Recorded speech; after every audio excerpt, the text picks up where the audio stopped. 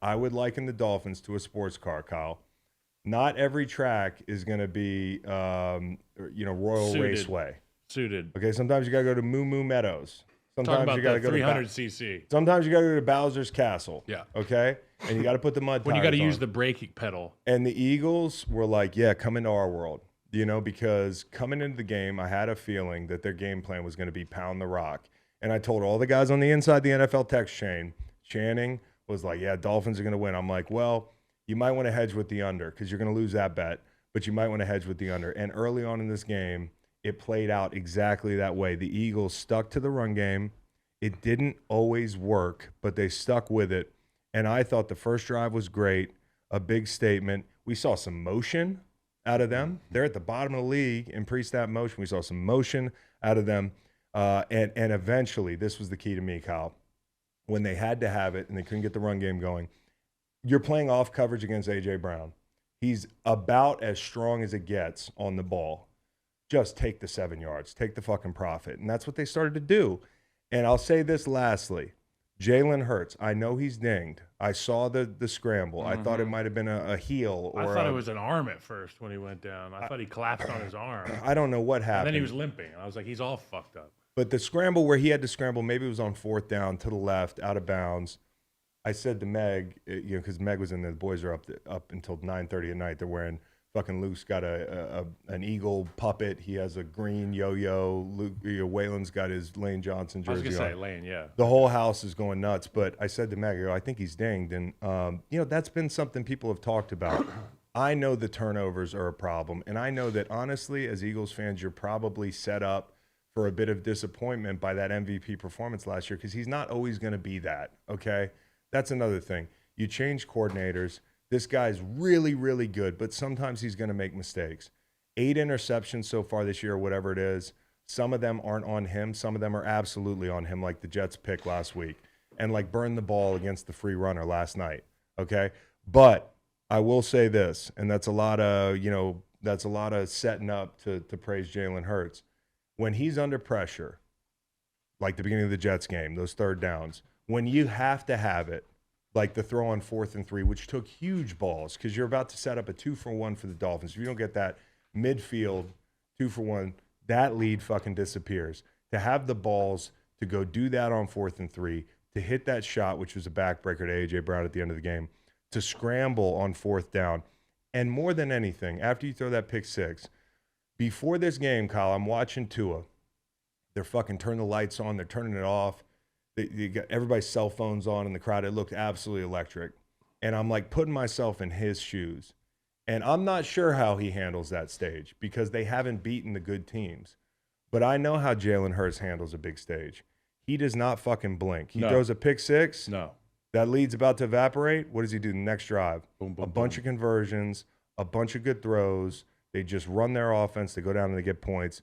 So I just want to say this. Jalen Hurts is getting beat up in the media, but Jalen Hurts, I'll take him any day, and he gives my team a better chance to win than if he weren't on the team. And I'll say this about Miami. They were down some guys on the back end. No question. And some guys that I was thinking were going to play, honestly. And Xavier Howard. I was honestly like, Xavier Howard, book it, 1 interception. Like, I was going to bet that. I told Matt Kingston that at 6 o'clock last night. And then I'm like watching him walk around in sweatpants. But my point is this. The protection last night. Jalen Phillips, Lane Johnson, we got to witness another one of those elite matchups. And Lane's out there on one leg, and he's blocking his ass. Also should have had slide on that side. And he's locking his ass up, and I'm going to get there on the inside move. Yeah. But there's 7-8 seconds worth of protection a dozen times. Like, there's a 7-second blocking rep that Lane Johnson is over there getting his right hand inside the left breastplate of Jalen Phillips, putting his left hand under the right rib cage, pulling his elbows to his chest, and just sitting there. And there's a few times where you can see him where he looks behind him. Yeah. And he's like, what is going on What's back going there? on back there? The hell's taking so long? Yeah. Like, I can hear Lane's thoughts. Yeah. Like, the hell's going on over there?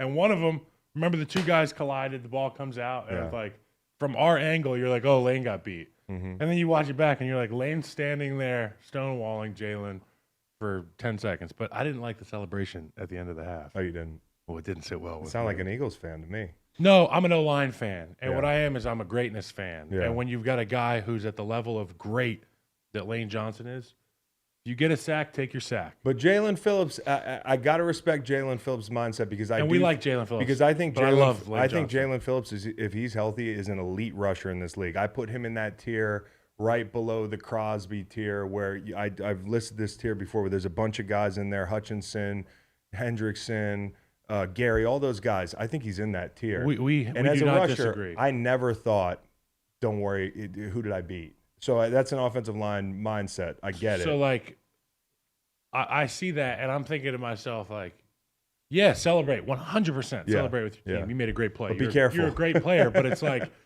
at the end of the day, Yeah. that could be louder about what you did than what you accomplished. You know what I'm Right. saying? Yeah. Yeah. And that was the taste that was left in my mouth. And Lane's such a great player. He hasn't given up a sack in 42 years. Listen, I thought I would celebrate like that too, but I'm an asshole. yeah, no question. I thought the Dolphins defense did a nice job in spots, but those long Eagles drives. I mean, you talk about at the end of the game where they have to go ice it to get the ball with 9:45 to go.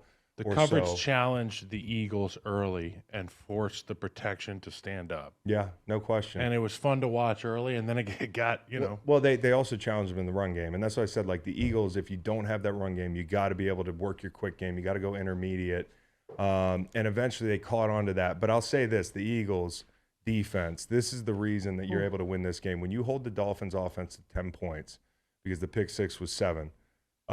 That's a winning effort, and I thought that the key, we talked about third and long, getting them into third and long, where Tua actually, and at times they're so good offensively, he's going to put the ball right there, and he knows Buddy's going to be there. They're going to hit the middle of that zone, and Chris actually did a good job of showing Collinsworth last night some of those throws that are so anticipatory. But I think the longer you make him pat the ball and the more pressure in the middle of the defense, he's going to throw you balls like the ball he threw you at the end of the game with the chance to tie it. And I thought the Eagles did a great job, magnificent job, and they're in the top 5 in the league at this, of stopping the run without committing a million bodies to the run game. And that was the key. And having Hassan Reddick and Josh Sweat as guys who really, they're like knives out there. Dude, Sweat had a rush last night where they Yeah. showed him in triple extension when the camera was on the left offensive line side of the field. He hit a bull rush and rolled those hips under it. Man, he is long and lean and strong. He's as talented as anybody in the league, Kyle. And in the run game, too, the disruption they create forces third and long. And forcing third and long here, they actually had them living there for a lot of the night.